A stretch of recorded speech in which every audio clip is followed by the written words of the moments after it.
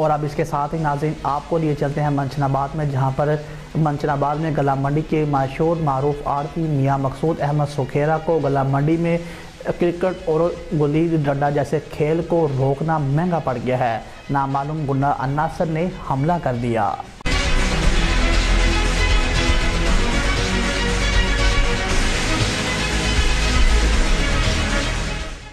आपको बताएं कि मंचनाबाद में गला मंडी में मशहूर मारूफ आड़ती मियाँ मकसूद अहमद सुखेरा ने गला मंडी में जारी खेल क्रिकेट और गुल्ली डंडा खेलने वालों को मना किया तो 6 नामालूम मुलजिमान ने मकसूद अहमद सुखेरा को गाली देना शुरू कर दी। उन्होंने मज़ीद मना किया कि हमें कारोबार करने में दुश्वारी पेश आती है। हमारे पास आए ज़मींदार अपनी सवारी गाड़ी वगैरह को गैर महफूज समझते हैं।